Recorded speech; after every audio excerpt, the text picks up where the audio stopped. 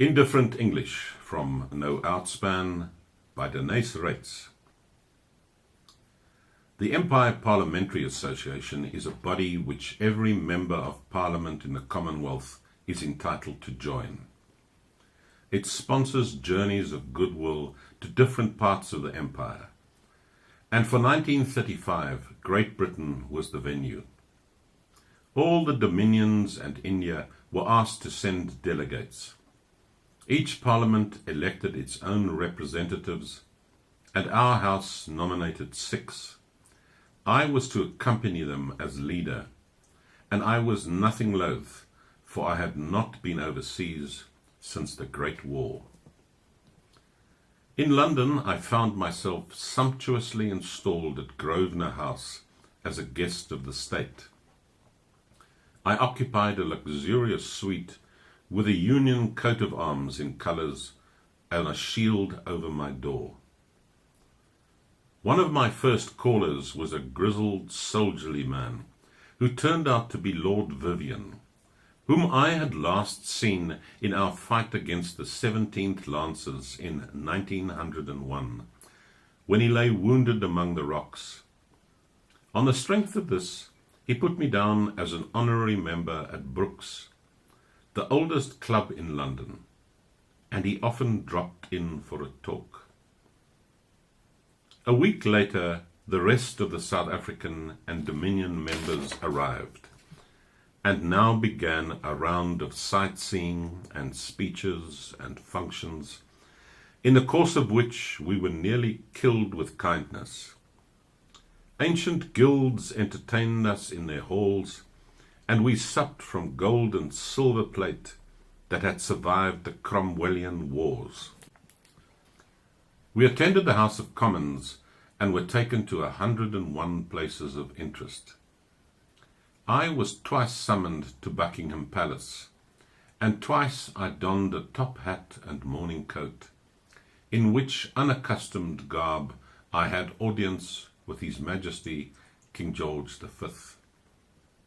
He told me he kept both my books, Commando and Tracking On, at his bedside in Windsor Castle, and he offered to confer on me the Distinguished Service Order.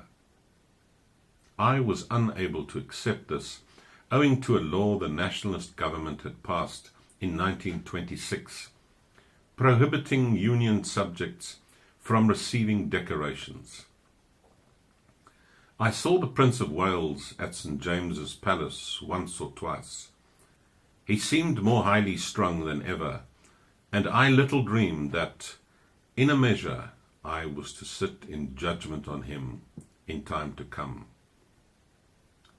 There was a South African cricket team in England, and already they had won a test match. At luncheon at Claridge's, I responded to a toast and said that I had seen a newspaper placard in the street that morning. England faces disaster.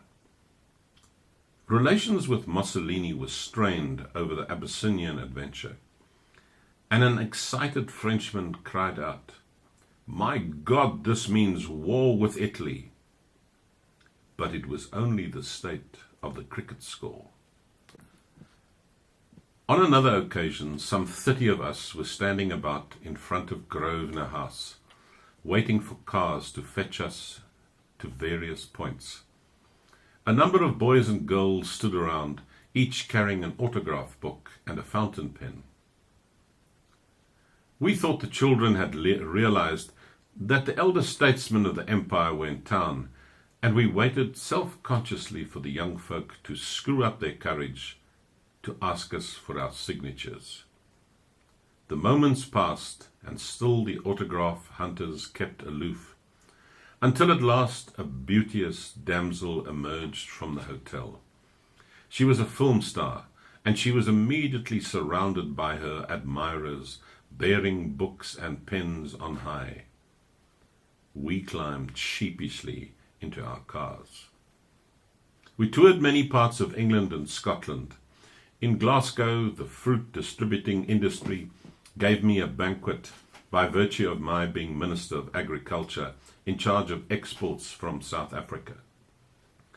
I made the usual speech, and having touched on refrigeration, marketing, packing, and kindred topics, I went on to tell how my father had spent his youth in Scotland, and of his great love for Robert Burns.